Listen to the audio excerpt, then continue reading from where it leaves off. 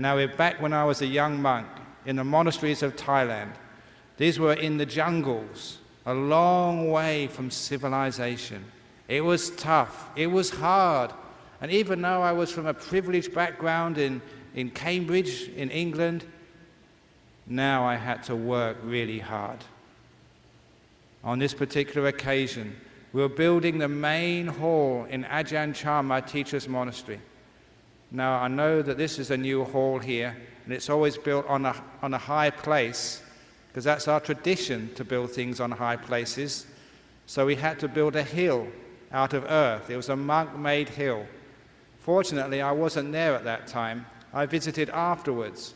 And when I visited, there was a lot of earth left over. So Ajahn Chah called all the monks together, maybe about 60 or 70 monks, and he said, move that earth. We only had one meal of the day, and it was very, very poor. But nevertheless, from about 9:30, maybe 10 o'clock, all day to about 10 o'clock in the evening, we'd shovel earth, put it in wheelbarrows, and move that wheelbarrow of earth down to the place where Ajahn Chah wanted. We took 3 hard days of labor, sweating, aching, being bitten by mosquitoes, but I had faith. I thought this was good karma, so I kept on pushing those wheelbarrows, but I must admit, when it was all over after 3 days, I was very happy. I thought, wow, we finished it. Tomorrow I can have a rest, I can meditate. That evening, Ajahn Chah thanked us all and announced the following day, now the work was done, he was visiting one of his other monasteries. The following morning, after breakfast, the monk in charge, the deputy monk, he brought all the monks together and said, I've been thinking, I don't think that's the right place for the earth. Let's move it round the corner. Now that was testing my faith. But I thought, no, I respect that monk too. I'm a Buddhist, I will let go, I will push those wheelbarrows. For another 3 days of hard work, toiling under the hot conditions of a Thai jungle, working so hard, enduring all those mosquito bites. After another 3 days, we'd finished. Now I was really happy, really relieved. We'd moved it and they were happy. But that night, Ajahn Chah came back. And yes, you've guessed what happened. He got all the monks together and he said, what did you put it there for? I told you to put it over here. Move it. Another 3 days of pushing wheelbarrows was in front of me. I didn't become a monk to push wheelbarrows. I didn't put on the yellow robes to be exploited like this. We monks should form a union. We should stand up for our rights. Because the senior monks, they didn't push any wheelbarrows, they were just telling us what to do. And so I got very upset. I got very angry. In fact, I started swearing in English. So the Thais couldn't understand. But they did understand, because they see my facial expressions. And one monk came up to me, and he gave me a teaching which helped me for so many years. He came up and told me this. He said, pushing the wheelbarrow is easy. Thinking about it is the hard part. Pushing the wheelbarrow is easy. Thinking about it is the hard part. How true that was. As soon as I stopped complaining, as soon as I stopped thinking about it and just pushed that wheelbarrow was lighter. And there was no suffering anymore. It was the thinking which caused me the suffering. Why me? This is unfair. Can't those monks decide what they're going to do? Why did I join a disorganized religion? So, once I stopped complaining, it was easy to do. I pushed those wheelbarrows and it was no problem. I learned a lesson. When I learned, whatever you do in life, thinking about it is the hard part. Doing it is easy. Whether it's giving a talk in public, whether it's going for an exam, whether it's whatever test you have in life, stop thinking about it so much. Just do it. And the talk this evening is sponsored by Nike.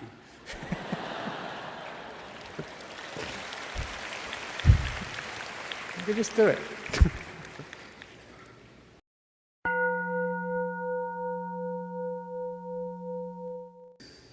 These two ladies came to see me.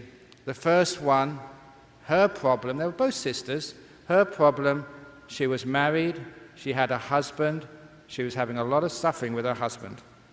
He was giving her a very difficult time. She had husband suffering.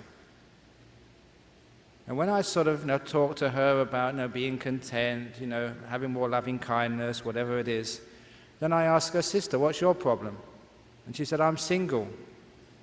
I want a husband, I can't find one. I thought of a solution, but they wouldn't buy it. Well, someone had a husband they didn't want, somebody didn't have one and they wanted one. It was obvious to me. But afterwards I told her, Madam, the one who's married, you've got married woman suffering. You've got single woman suffering. If you get rid of your husband, you won't have married woman suffering anymore. You'll have single woman suffering. And you, if you want a husband, you won't have single woman suffering anymore. You'll have married women suffering. You don't get rid of the suffering, do you? Because that's what happens. People think, oh, when I meet my partner in life, when I meet the one who's made for me, then I'll be happy ever after. Get real. You know what the word marriage means? It actually comes from a Latin word meaning to gamble. It's true. Marriage means to gamble because it's a big gamble. So whatever.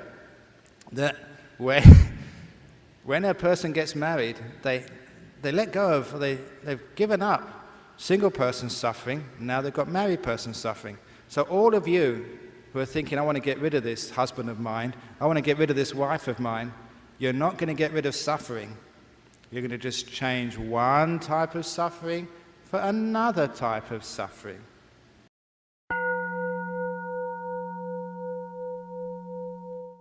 It was very, very tough those first few years as a monk. And we used to work so hard, many hours a day. I had to learn how to build. Yesterday I said about learning how to do plumbing. I also had to learn how to lay bricks. Laying bricks is not easy. You think all you have to do is put some mortar down, put a brick on top and make it level. But when you put the mortar down, you put the brick on top, there's always one end is higher than the others. So you have to tap that end down. That end goes down, another end goes up. So you have to tap that end down. Then it moves out of line. So you've got to tap it into line again. Then the first end goes up. It takes forever to get that brick straight. But one thing which I had, which all monks have, is patience. Doesn't matter how long it takes, I'm going to make sure that every brick is perfect. So, that's what I did. Every brick, I made sure, if it wasn't right, I'd take it off and start again. When I finished my first brick wall, I looked at it, and I was so disappointed. I was so shocked. I was so distressed. I'd missed 2 bricks. All the other ones were nice and level, but 2 bricks with this awful angle, and they spoiled the whole wall. I tried to take them out, but the cement was just so hard, they just would not come out. And so I talked to the other monk with me, and I said, can we buy some dynamite? Can I blow up that wall and start again? And he said, no. I wanted to destroy that wall because I'd made a mess of the first building project I did at that monastery. And I was so disappointed. And I saw it every day. Every day I went past that wall. I was so upset as I saw the 2 bad bricks and my mistakes. When visitors came, I always managed to take them somewhere else so they wouldn't see my mistakes, because your mistakes you're always embarrassed about. But one day, a visitor came. I was with them. They saw that wall. And what they said was, that's a beautiful wall. I said to them, are you crazy? Are you blind? Have you left your glasses in the car? Can't you see the 2 bad bricks? And they said, yes, I can see the 2 bad bricks, but I can also see the 998 good bricks as well. That hit me like a brick. I realized my mistake, not only in that wall, but in life as well. Just too often, all we see is our 2 mistakes, and you become blind to anything else other than what is wrong. That's what was happening to me. Every time I passed that wall, my eyes would just go to my faults, my mistakes. I could not see anything other than my 2 mistakes. Once they were pointed out, I realized for every 2 bad bricks, there was 998 good bricks. I realized in life, every time I saw a tragedy in life, every time I saw someone being abused or hurt, there were 998 times, or probably much more, when people were being kind and caring and beautiful and wonderful and loving and generous and inspiring. But why is it we only see the faults in life?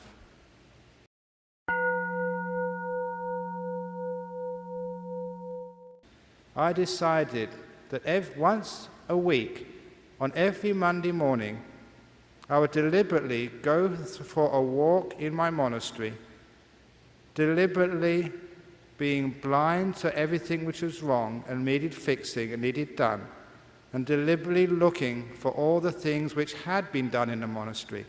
I went out for looking for what was perfect in my monastery. Because people would come to my monastery and say, oh, what a beautiful monastery that is. And I say, are you blind? Can't you see that path which needs sweeping? Can't you see that wall which needs painting? Can't you see that gutter which needs fixing? Can't you see that monk which needs fixing? Because that's all I would see as a manager. Now, I changed. What I did instead was at least once a week, I'd go around there deliberately looking for what was right in my monastery. Because I was too much of a pessimist. Managers are pessimists. They're fault finders. That's their job. That's what they're paid for. But I decided I wanted to look for what's beautiful in that monastery. Once I started looking for it, I could see it, and it was a beautiful monastery. I started to appreciate the place I was living in. Do you appreciate the place you live in? Do you go into your kitchen and look at all the dishes which have been washed? Or do you only see the dishes which haven't been washed? Isn't it wonderful to go back home and see all the dishes which have been washed, all the floors which are clean, and appreciate your home?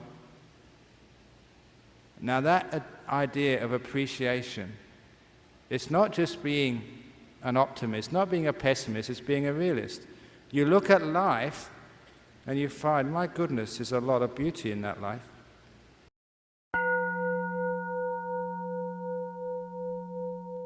I was told this story some years ago. There was an argument in a classroom. The children in the class were getting so upset at each other, about to have a fight, that the teacher called order and told everybody to sit down and gave each one of them a piece of paper and ordered them to draw a vertical line down the middle of that piece of paper.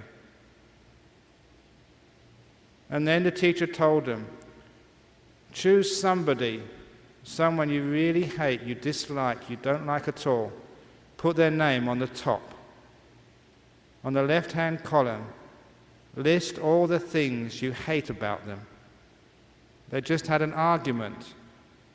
And it was very easy for each one, the boys and the girls, to put down the name of someone they didn't like and to fill that left-hand column with all of their faults. When they finished that left-hand column, the teacher said, right, now that person, list all the things which you like about them. That took a bit longer, but once they started, the kids could actually write what they liked about the enemy. Right, said the teacher, tear that piece of paper carefully down the middle. On the left-hand column, All of the things you don't like, screw that up, put it in the wastebasket. The right-hand column, what you like about that person, go over and give it to them. It stopped the argument, but did more than that, because many, many years later, at a funeral of one of those children, he was a man who'd been in that class as a boy. At the funeral, the wife rose up to give a speech about her husband, to give a eulogy. She was telling about her husband and the things which meant so much to him in his life. And she brought out this tattered old piece of paper, the piece of paper which he got from one of his enemies at that time in his class when he was very young. And his wife said, "This piece of paper my husband has been carrying around ever since he was a boy. It was from one of his enemies who wrote down all the things he appreciated in him." And she said, whenever my husband was upset or depressed, he'd always get this piece of paper out and read it. And that would always give him hope. It always eased the pain of his life. It meant so much to him to be appreciated even by an enemy. When she said that, there was about 3 or 4 people spontaneously stood up. They opened their wallets and their purses, and they also took out old pieces of paper. They too had kept those pieces of paper, which meant so much to them. They were also from the same class. They'd come to the funeral to say goodbye to a friend, and the wife had pointed out something which they had kept secret, and now they acknowledged that praise they got from their enemies had kept them going through so many tens of years. A little bit of praise creates a lot of happiness.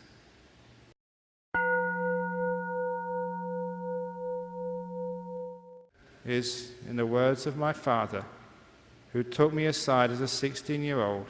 He said to me, "Son, whatever you do in your life, the door of my house is always open to you." His house was a very, very small apartment.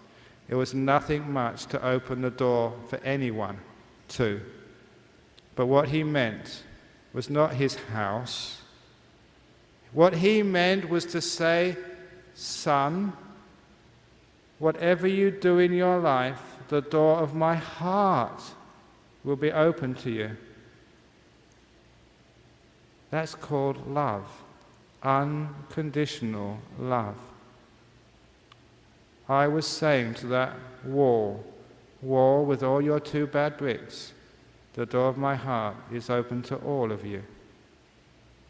What I was later to say, life with your cancers, with your deaths, with your wars, with your disappointments and your joys. Life, the door of my heart is open to all of you. I was opening my heart to life in its fullness. Not just that part of life you like, but to all of life. I was appreciating the harshness of life as its features. What really makes life beautiful.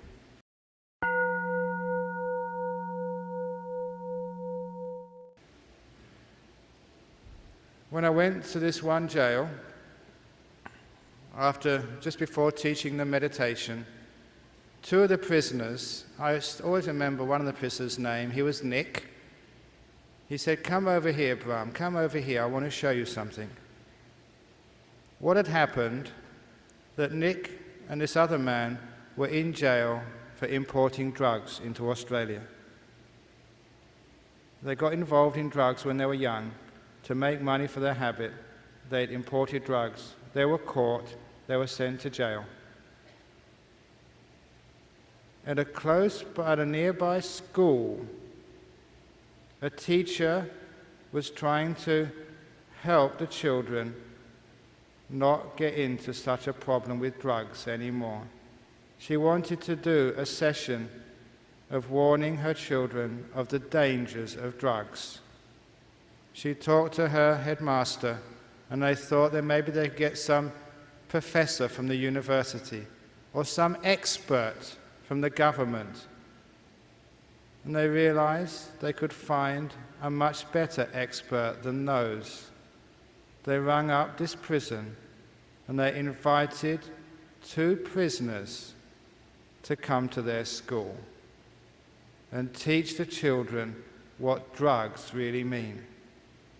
What better experts can there be than those who have actually played that dangerous game, got caught, and suffered the consequences of their actions? I really praise that school for having the courage and the guts to invite prisoners to teach their 10 or 11-year-old children.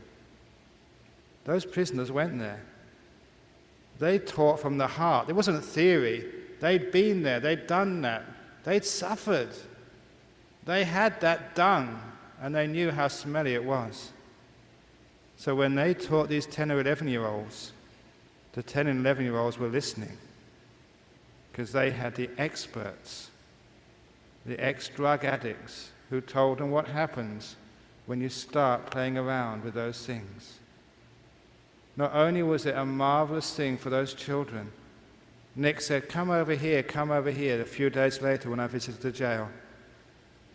The following morning, the teacher, appreciating that Nick and his friend coming to teach her kids, said, let's send some cards to Nick and his friend. These 10 and 11-year-olds in their art class have made these little cards saying, Nick, we hope you get out of jail soon. Nick, we wanted to put a file in the cake we're sending to you, but teacher wouldn't let us. Nick, please come and visit us when you are released.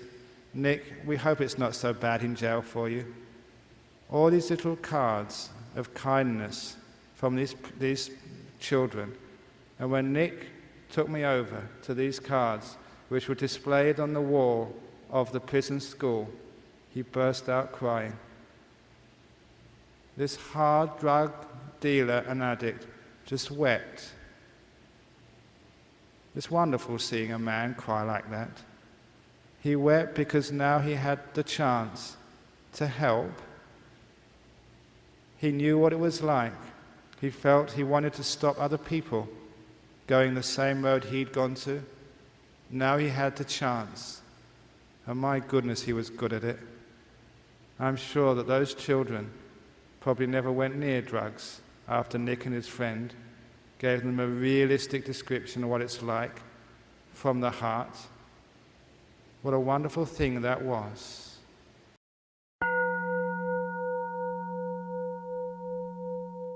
One of the people staying in our monastery has very bad teeth. Our monastery being about 60 kilometers from the center of Perth, he didn't like going to the dentist. It was just too much trouble. But he managed to find one dentist who would take out his teeth without anesthetic. He didn't like using the anesthetic. And he found one dentist. He became famous amongst all the dentists in Perth. This was one of the people in my monastery who could have his teeth taken out without anesthetic. Could you do that? He did one better.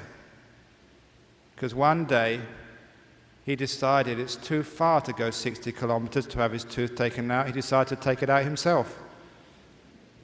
He took out his own tooth. We saw it. He was by the workshop with a pair of pliers, with a bloody tooth in the grip of the pliers. I asked him, how do you do that? When I ask these questions, I know the answers, because I know my mind. I know fear, I know pain. What he said was this. He said, when I decided to take out my tooth by myself without anesthetic, without going to the dentist, that didn't hurt. The plan didn't hurt. When I walked to the workshop, that didn't hurt either. Even when I chose the pliers, that wasn't painful. When I put the pliers on my tooth, that didn't hurt either. When I wiggled it, that hurt for about 2 seconds, that's all. And then the tooth was out. After it out, it hardly hurt at all. It was only 2 or 3 seconds of pain. What's the big deal? Now, if that was you, even before you picked up the pliers, it would hurt like hell. You can see how thought makes it hurt. This is going to hurt, this is going to hurt, and it's already started hurting. Thinking is what creates most unhappiness in the world. So at least actually see if you can have wise thinking. Instead of just looking at the 2 bad bricks, look at the other bricks as well. Instead of thinking this is going to hurt, this is going to hurt, this is going to hurt, live more in the present moment. It hasn't hurt yet, so who knows? Leave it alone. Don't predict the future. Leave it alone.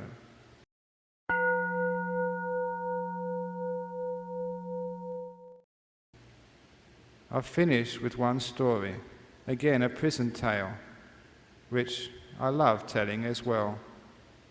At this time I was already abbot, so busy, come to Singapore and other places. One of the other monks had to go to jail in my place. One day after giving the talk in jail, the prisoners invited the monk for tea. He stayed a bit longer and drank tea with the prisoners in this high security jail. And the prisoners started asking him, what's it like being a monk in your monastery? What do you do? And so he told him, we get up 4 o'clock in the morning. 4 o'clock in the morning, they said. Even in prison we don't have to get up till 6. Can you have a cup of tea? He said, no tea. You have to meditate on the cold, hard floor until maybe about 6:30. Sometimes you get a breakfast, sometimes you don't. They don't even feed you a breakfast sometimes. No, sometimes not. Then what do you do? Then you have to work really hard for 2 or 3 hours. And then you have one meal, all in the same bowl. Everything gets mixed up. The ice cream goes on the curry. The custard goes on a spaghetti. What? They don't even give you separate plates? There's no choice? What happens next? Can you watch the TV? No TV. Music? No music. Sex? Oh, certainly no sex. Can't you even watch a movie? No, it's just meditating all afternoon. What about sport? No sport either. What time do you go to bed? 10 o'clock, 11 o'clock, that's all. Do you have nice beds? No, sleep on the floor. They were disgusted. They were amazed. They were just so upset that their friend, who came all this way to teach them meditation, had to live in such squalor and hardship that one of them said, forgetting where they are, that's terrible in your monastery. Why don't you come in here and stay with us? They invited the monk to stay in prison because prison was more comfortable than my monastery, and it is. That's why I'm never afraid of going to jail. I get more to eat in jail. I'll probably get a choice as well. I can watch the TV in jail. So why is it in my monastery in Perth there's a waiting list of people trying to get in? Why? Why is it in jail? People are trying to get out. Fascinating question, isn't it?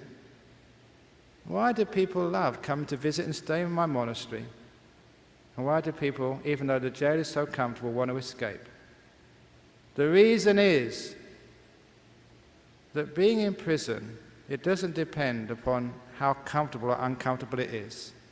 Any place you don't want to be is your prison. If you're in a relationship you hate, you feel like you're in prison. If you're in a job where you really don't like it, your job is a prison. If you're in a body which is hurting or sick with cancer and you don't want to be there, it becomes a prison for you.